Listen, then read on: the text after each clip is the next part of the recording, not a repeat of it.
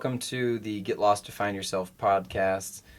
We have Taylor here talking to us today about a very interesting event that happened with his journal on one of his travels through India, and we're just going to explore a little bit more about his entire journey. So, Taylor, welcome to the show. Thank you. Glad to be here with people, everybody. All right. Tell us a little bit about this journey and about this journal, and how did this come about? When was this? When did the journey begin, and where did it take you? It began with a gift. I think I talked to Nate, and I was like, dude, why don't you have a vegan journal? We have a lot of people who are hippie friends, vegan friends, vegetarian friends, and so I was leaving to Thailand to be a monk for, I thought, kind of the rest of my life or whatever, and he gave me a gift, saying like Mr. Sadhu, which is Pali saying I agree, well done. I like saying Sadhu. So the journal was a vegan journal. It said Mr. Sadhu on it, and I felt very, very happy with that journal. And then on that trip to Thailand, I took it with me when I was a monk, or Samanera, when I was a novice, when I traveled to like 20 different monasteries and had people's contacts in it, poetry in it. And then I disrobed. I wasn't a monk anymore. And that's where I went to India to sort of pay respects to the Buddhist holy sites. And on that sort of journey, I went to Delhi, and I was visiting my best friend Samit in Pune, and it's like a 2-day train trip. And then after Delhi, I went to this cafe to talk to people online, and then I went on the train, and I got on the train with these people, Indians, that were sort of all around. So you kind of have these beds, and these beds face each other, bunk beds, and you have like your family that you're going to be there on the train with for the next 48 hours. And then I remember thinking, like, where the hell is the notebook? And then it was just like that feeling of being naked, of being crazy for like a while. And then I realized I looked all over the train, looked below the seats, and I like told everyone about the notebook. It was gone. And yeah, and I had to accept that, like that it was basically gone. But I think I knew where I left it. So then I got to like Pune, and I saw my friend Sumit, and I was like, the first thing I said was like, dude, I lost the notebook. Because that notebook was like the thing. Like I didn't have any. As a monk, you don't have anything. You don't have anything. So that notebook was like the one thing that kind of linked the trip together, of like memories and of contacts, whatever. And then my friend Sumit was like, oh, I have a friend in Delhi. I'm going to go tell him and see if he can help us. So we're at the mall, we're going to go to a movie. Me and Sumit. He like calls his friend. And his friend is like, yeah, I'm going to go do it. Delhi's huge. It's a city of like 20 million gazillion people, okay? It's like a freaking huge place. And he like goes to this random shop, like at 8 o'clock at night, this internet little shop with like 2 computers in it, and is able to call us back within 2 hours, being like, yeah, I have the notebook. I'm going to send it back to you. And I was just like, what the fuck? That's so crazy. That's the story, really. Yeah, I was very happy. What was this place that you left it in? What was it like there? It was small? Oh yeah, it's Where like a was small, it in town? I think a dude, like an old Indian dude with like little kids using like the copy machine for their homework. Possibly could be making that up, but like, imagine like a really small, sort of dilapidated computer, maybe at most 3, and copy machine. And there you have this like little shop that you can go, and like it's right by the Delhi train station. And Delhi has many train stations, but the one station that goes to Mumbai or Pune area, that's like you need to go to this particular train station in the city. And so I remember you have to like sort of go over this fence, below this fence, to this cafe, which is like kind of funny in itself. And then you have to like cross the fence again, above the fence, back to the train station. Yeah. I can't really remember much about it. Probably was hot. Probably. And it probably was, kind of like the Indian chaotic store that sort of was just like rocking it, but just everything is sort of half broken. Gotcha. Yeah. Well, that's amazing. Maybe. That's a tremendous story. Yeah. Let me ask you, so can you just tell us a little bit about this journal? And it wasn't a typical walk and talk journal, right? No, but like the thing is that this motherfucker from Walk and Talk hasn't continued the line of journals, so I'm a little bit mad about that. But like, Tell us about it. It was a really nice journal. You had like a little flap, like this little, it had like. It wasn't a leather journal. It was a Tom Sawyer. It was a Tom Sawyer. It was a Tom Sawyer. But right. it didn't have.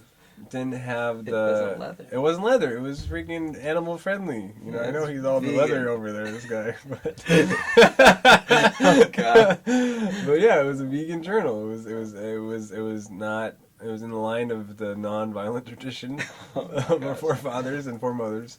And I was very happy about. And it also had like Mr. Sadhu, like sort of embroidered on it, and yeah, it was just a simple journal that like had like very simple. I don't know, it just felt beautiful to have. I mean, journals are funny, right? Like it's like however you buy them, however you get them, whatever time of your life. Like that journal can be like just go away for years, you don't use it, or it can like come to your life and you start using it, and so for that journal itself, I definitely felt like it became alive. And probably like my closest friend on the internet during my trip, and like the Buddhism, which of course was like the thing, which is in my heart. But like that journal was key.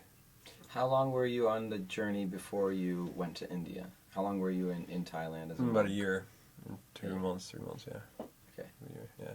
So that was your collection of stories, contacts. Right, totally. What is your wish, if you had one wish for other people that desire to go out, get lost to find yourself, and to create a trip that is designed around that? What's your wish? When you hear that phrase, when you think of your experience, what do you feel and what do you desire? That they have a viable vegan option. That they can get a journal and walk and talk. Okay, sadhu. Sadhu. Okay. All right. That's pretty great. Okay. So it looks like you're steering us back on the course of having a vegan option. All right, we can. We have cork journals, right? I should probably say this. Yeah. We have cork journals. But I just haven't told What is a cork everybody journal? about Sounds them. like a crystal journal. Cork, like made out of cork. Oh, made out of cork. And they're actually made out of recycled cork that is like compressed. Wine bottle cork. No, it's a cork that is like a composite with some rubber and like recycled materials all smashed into one, so it's a little bit more resilient. And however, they're going to be called part of our impermanent journal line because cork does peel away, but I think that that's the essence of, getting to the heart of something special, is realizing its impermanence, maybe. But what happens after it falls away? Well, I mean, it's kind of just a novelty, See, we're working on the vegan line. Okay, all right, it's not totally ready yet. All right. Yeah. So, but just speaking to this, I mean, I was trying to get to a deeper level besides just the vegan journal or a leather journal. But this journey you took, I think, is something that a lot of people would just love to do. I mean, you went for a year and some change to a Thai monastery. That is an amazing feat, an amazing journey in itself. Thank you. Where does that journey begin? Tell us just briefly, how did that begin? Where was that desire? The desire? That desire was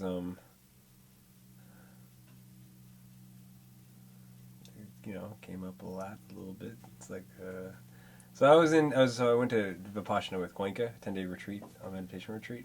And then silent meditation retreat. It's free. Dhamma.org, baby. Go there. Dhamma.org. Dhamma.org, okay. Yeah, I put that in there. But then I was hitchhiking sort of from the course, and this dude stopped at the monastery, and I'd never been to a monastery, and I saw monks, and I was like, this is so cool. And then I went back there, and I just got to know this tradition called the Thai forest tradition, and it's in the forested areas. It stresses meditation and austerity and discipline, and it's super communal, and food is shared, and everything is shared. I mean, there's no sex, but no sex is beautiful because you don't have to worry about sex, which I don't know if you guys ever tried to do that, but I recommend that sometimes. It's a beautiful thing. So then I just thought that being a monk was the coolest thing in the world for a while because I'm not much of a capitalist, and I do like cooperative living, and also I love Buddhism a lot. I think it's an incredible religion. So I did it, but the funny thing is, it's like what you learn from, like, me and my friend stayed at this monastery before I stayed the one that I stayed at, and this little nun lady was like, whatever you do in Thailand, you just know patience, just patience. That's like all you should care about is patience. It's just a simple thing, but like patience when you're in line, patience when you got to do something, patience when you haven't done something, patience when you have to meet someone, patience when you're listening to someone. Patience is so freaking beautiful. So like that little line koan that she gave me carried through the whole entire experience. And what was the exact koan? It wasn't really a koan. She just in general speech, because in Thai Buddhism they don't do the koans. They just sort of talk, But they're just but it sounded like it was just a beautiful exchange of a general conversation that she was just like, hey, if you're gonna do one thing when you're at these monasteries, like just develop your patience. From that sort of simple suggestion became like a really sort of emboldened quality that the trip sort of had.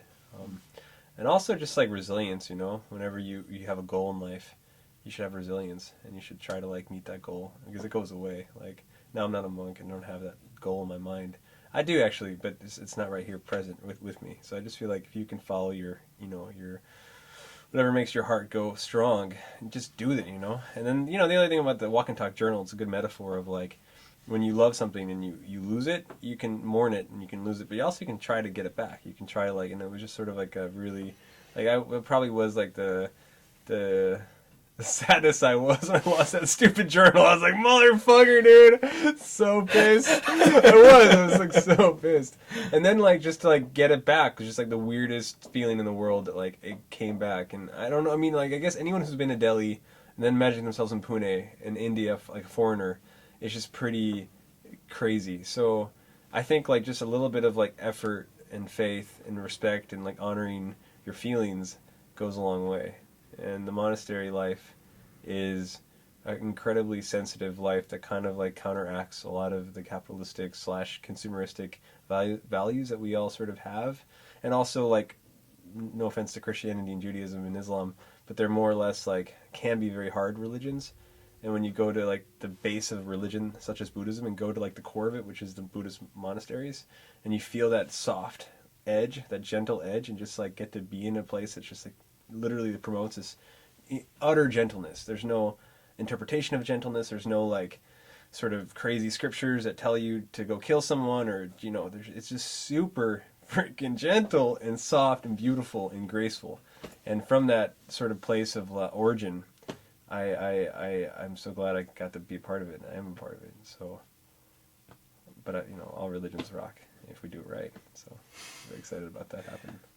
Great. Wow, this has been a beautiful 12 minutes together, and I'm very excited about your upcoming travels. Can you tell us just briefly what is your next trip? My next trip is going to California. Well, I'm going to Possibility Alliance actually on Saturday, which is this place in Missouri, which is a permaculture / spiritually collective place with more or less Buddhist, Quaker, and Catholic worker values. They eat 85 to 90% of the food on the land. They don't have electricity. They are politically active like crazy. They work with their Amish neighbors and their Republican neighbors, and they're just incredible people. And what is the Possibility Alliance, if you can Google Possibility that. Alliance. And also they do superhero bike rides where they go into like communities and go on like a 2-week bike ride where they just do random acts of kindness. They're very sweet. So I'll be there for a week, and I'm going to Vipassana in California for 6 months to a year. Because I just find that, like, I have a year to get in-state residency in California. And then when I had to wait for that year, it's sort of like, what do I want to do? Get a job is fun, but not that fun. So if I can, like, do something I love to do that I won't be able to do for a while, because once you have a job in the life, it's a lot harder to step back for another year.